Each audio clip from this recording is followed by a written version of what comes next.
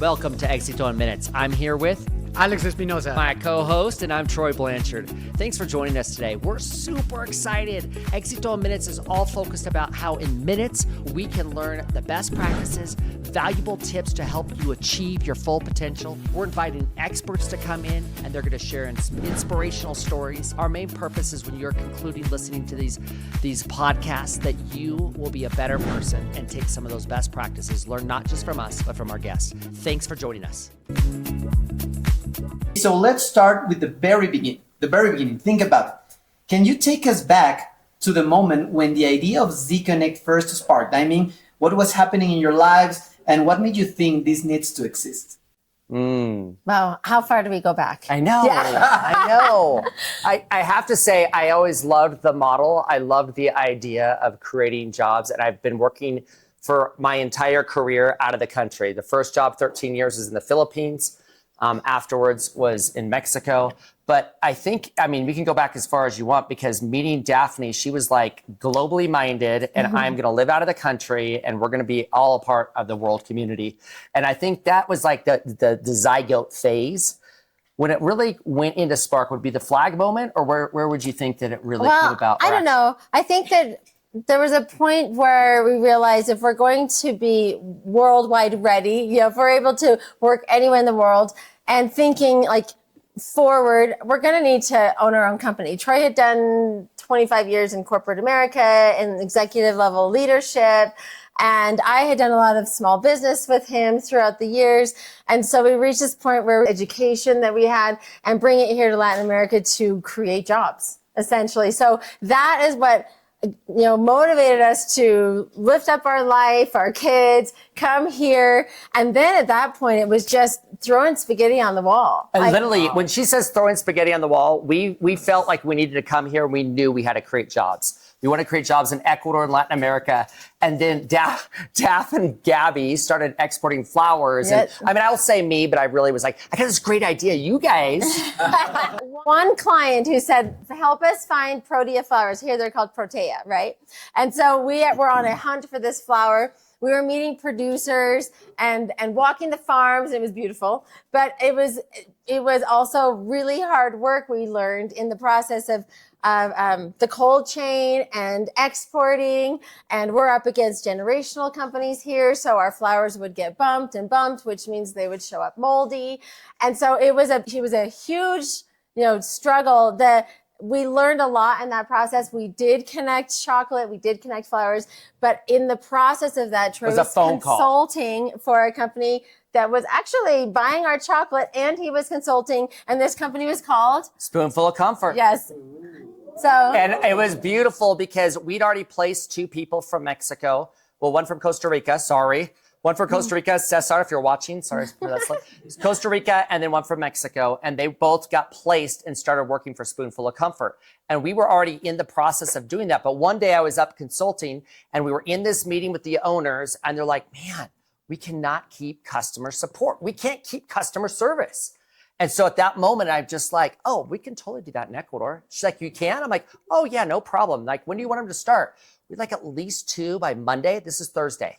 And I go, okay, yeah, no problem. We don't do that, right? And so I just got off the phone. I got done talking in that meeting because I was in the meeting. I walked out, I called Daphne and literally said, find me someone who speaks English that can be hired tomorrow. You got 24 hours, go. And I was like, oh, okay. And also, it's Halloween and our son's going to a party. And meanwhile, I'm calling and using our network. Who speaks advanced English? Or do you know anyone who speaks English who wants a remote job? And just started receiving WhatsApps, essentially, and having phone conversations.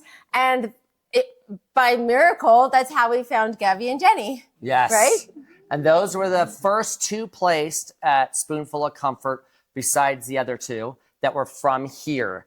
And at that point, it just snowballed. And so when you say the spark, it's kind of multiple little tiny mini sparks. Yes. But the bonfire started taking off when it came to like the first people hired from Spoonful. So I would love to know, here we have more than 50 people, right? Yes. So it was ZConnect, the same thing as you see right now. At the beginning, it's like, how do you get in here? Did you have these hard moments, these steer moments? How do you finally get here?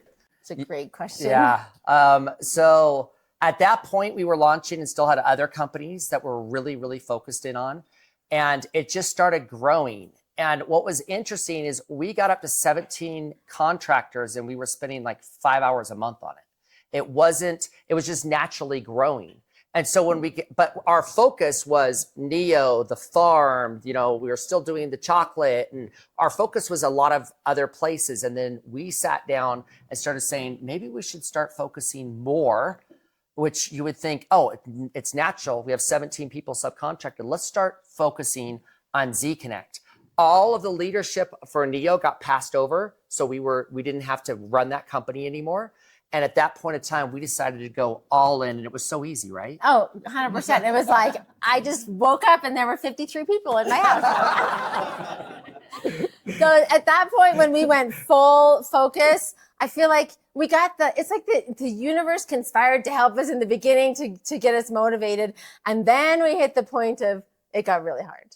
This is the point where we're just holding our breath. We did get to bring in other companies, and we're super grateful for them. But then we were always holding our breath thinking, if we lose this one, the whole thing is done. We can't sustain a company on this number of contractors. So we're working really hard to maintain relationships and make sure everyone's doing a great job, which they are. And then in 2024, we start to actually go backwards. Oh, no way. Because one of the companies that had hired several of our contractors, they had sold, and it was completely out of the control of us or the contractors. They just no longer had positions available. So instead of growing, we started seeing ourselves going backwards, which is pretty terrifying. And I got to tell you, when you're decided you're each going to work roughly 40 hours a week, sometimes a lot more, sometimes a less, but all of a sudden you're looking at each other month after month, and all you're doing is losing people. And cash flow is diminished and gone. And now you're taking out of savings. And I'm like, it's okay, we can get through this month. As long as we get through this month, we'll place 5 people next month. And it went month after, how many months was it? Oh, it was a year. It was a year. No way. A year. So when you saw and you stand up in 2024, 2 people were hired. We were working 80 to 120 hours a week, every single month.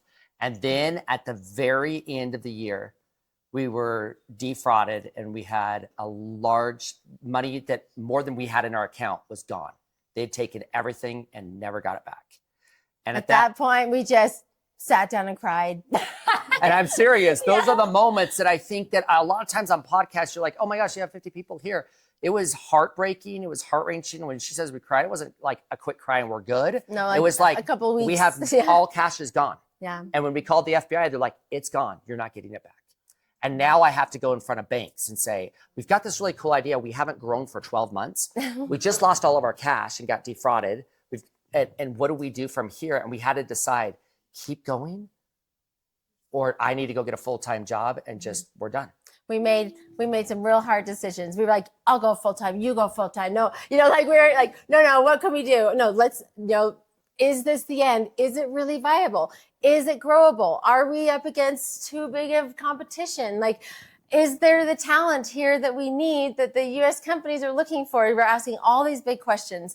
And meanwhile, I feel like this is kind of the act of faith is we're building our processes. So, we with Josh are creating the Airtable. We went from little folders in a Google Drive and put it into a database that we call Airtable. We created the website. The website became the application process. Fernando jumped in and helped us create our website, which it used to be, well, at first, Marcelo, got to give a shout out to him. And then Fernando came in and helped us really tie it up.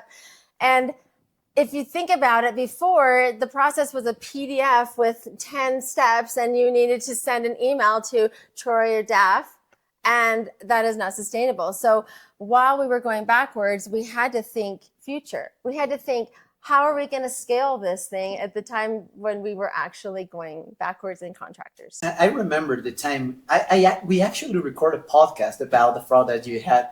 And I remember because we've been talking during that week, and you actually were crushed about it. Oh, yeah. I was like, I could see it in your eyes. It was so hard, and we all felt it. But the thing is, even though it was hard, because maybe everyone is thinking, okay, I woke up and I have 50 people in my room and stuff like that. But it doesn't work like that. I saw that time and you were there fighting for your idea and embrace the concept of we can be successful at what we're doing. I think I've got to mention, and maybe some of you have felt this way, but there's times where you have these intrusive thoughts in your head that say you're not adequate. You worked a year with your wife and it didn't even work. Mm-hmm. You should go back. You should quit. You should not keep going. And then the compounding effort of zero cash flow, borrowing and trying to beg to a bank. We really have a great idea, even though we can't place anybody for 12 months. And then looking at each other going, it's just not sustainable. Every time we paid anything, it was on a loan. And I go back and think of the thoughts that we had. I believe, and you guys, whoever's been listening to this, we are firm believers in our Heavenly Father, that there is a God out there that is guiding us.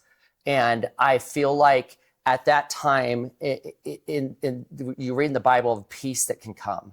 Well, there's so many verses that have come to us over the time, but basically at that moment, I just felt like, keep going.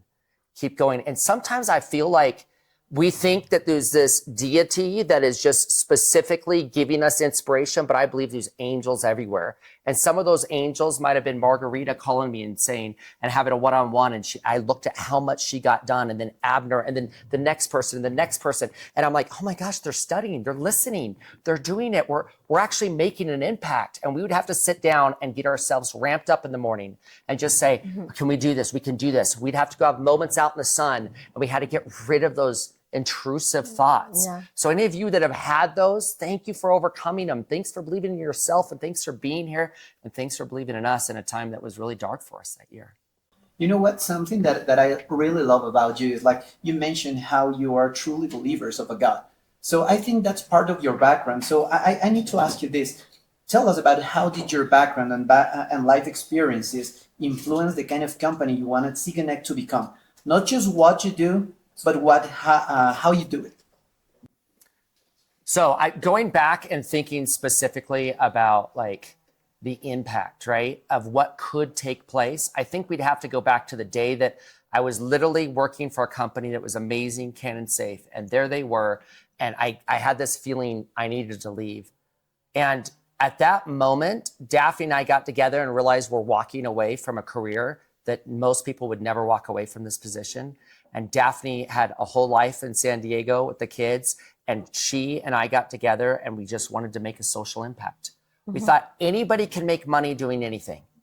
And everybody can go, I can go dig holes and somebody will pay me, right? I can do anything to make money. So we decided we had to make a social impact. I really like that you mentioned Canon, because I feel like we learned so much from them about developing your people. And that's one of our core mantras and missions. It's all about empowerment of people. And, throughout the years asking about our experience, I can trace it back so far. I was first an English teacher trying to help people open doors that way. And then we were doing small business, trying to give people opportunities, or trying to connect the producers, like the flower producers, to the markets, or everything that we do. It's focused on how can we professionally and personally help people professionally and personally grow.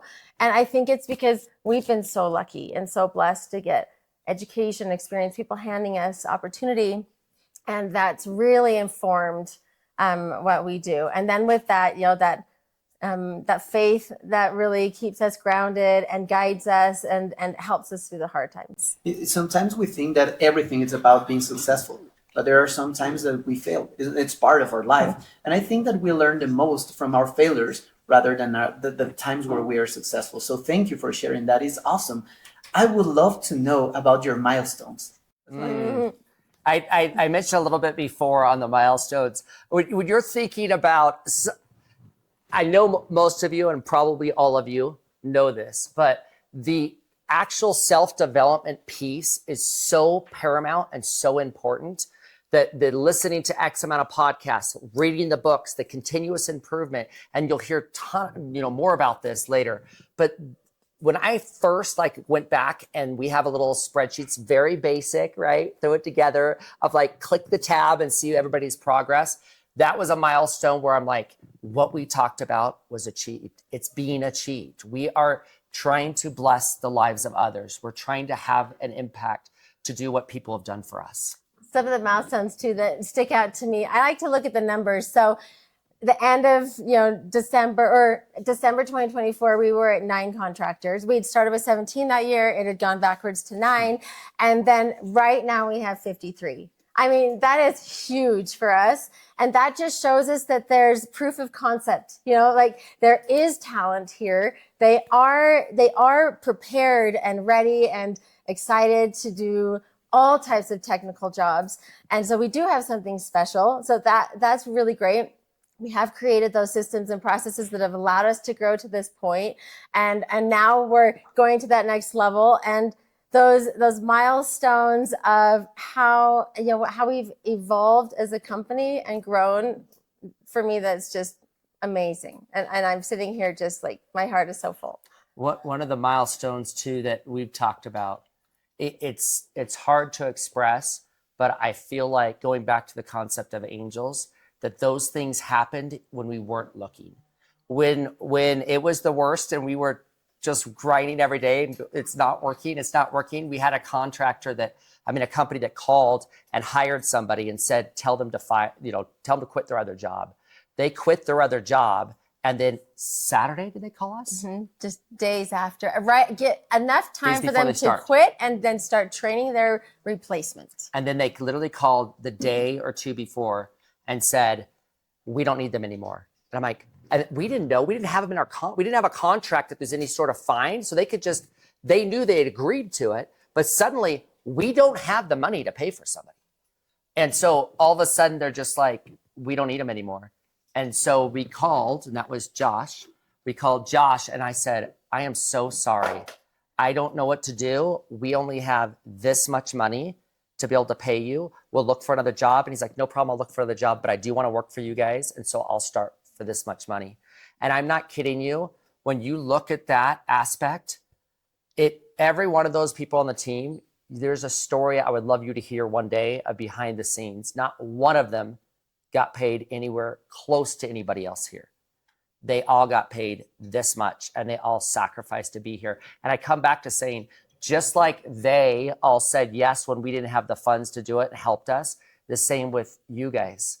I just think those milestones of seeing the trust that you have in the company and in our team, that was the moment that we were finally like, we've got the team, we've got incredible contractors. I mean, milestones is like one country, Ecuador, and now we're all over Latin America and India. I think we have 4 contractors there now as well. I think we're at 15 countries in Latin America, and industries have expanded so much. We started with digital customer service, and now we're into all sorts of industries. Like, we've got research analysts and programmers and engineers and appointment setters and dental admin virtual assistants. Like, the list goes on, which just blows my mind. These are huge milestones. It shows like we're becoming this like robust team, everyone working together and just expanding what we can offer every day. You mentioned a lot about the experience you had as like you being an English teacher and you're working for many companies. So I have to ask a question because you probably been in a lot of industries, a lot of businesses. It's like, is there anything that you haven't done yet? But why? Why ZConnect? Why is the why behind all of this? For me, with all these other ways that we have been trying to empower people and the good that happened, I feel like this is such a direct impact to take someone who's worked so hard on their English, so hard on their skills, and they're just looking for a way to put that into meaningful work. That's the most amazing thing to do. It's a very direct impact. And we've done humanitarian work, which has been amazing, and that has its absolute use and need. But I think it's so gratifying to give that hope to people that yes, it's worth it. Keep working hard, keep studying, keep investing in yourself and your skills and your knowledge, and we'll help you find a place for it. You want to add to that? I want to make sure, because if you're listening to this online, there's a group of people here. And I want to make sure when I say certain names, it's not because every one of you weren't a part of that journey for me. So thank you.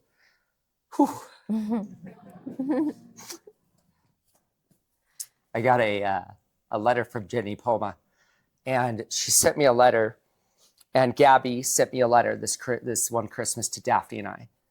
And these guys, these incredible women, sent a letter and told us the impacts in their lives that both Gabby and Jenny had, the effect it had in their lives and what they were able to do. And I remember looking at that going, people can't get married because they don't have enough cash flow or the timing. You know, people can't afford certain things. And I just thought at that time, Daphne, are like, this is it.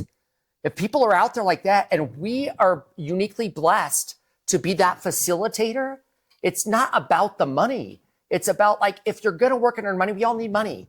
But if we're going to work and do that, why not make connections? Why not help bless people's lives as they bless ours? And I think that it was that, like, moment of reading those letters that I was just like, we've got to do this. Yeah. We've got to do this. And we were so moved by that and many other letters that we got. But that was the moment that I just thought, we're doing it. And this is where we need to focus. And you know what? Something that's important, it's not all the time it's about the money. I think that as time goes by, you understand that the money is important, but it's not the most important thing in your life. So do you think it's worth it to be here instead of leading big companies in the US and being part of I don't know, maybe something bigger than this? I don't know. Does it worth it to be here?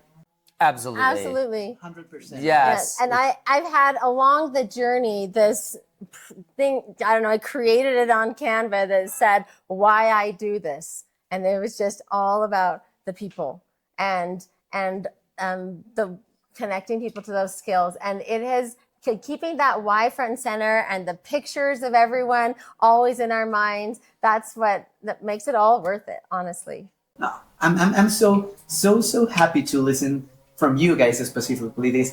There are possibly many people from ZConnect that are going to watch this video and many others that are not part of the company. Remember, this is very important. It's not all about the money.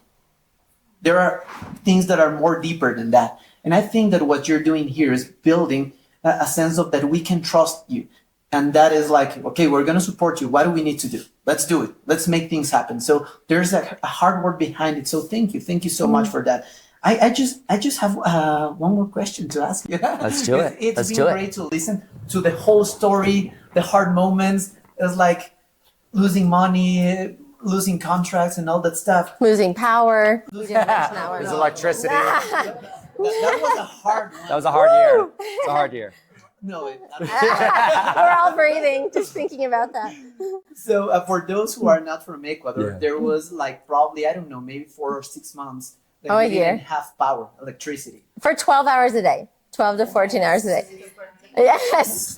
So it was hard. So find out how to solve many things for, like, if you're a contractor, you don't have internet, you cannot charge the battery of your laptop.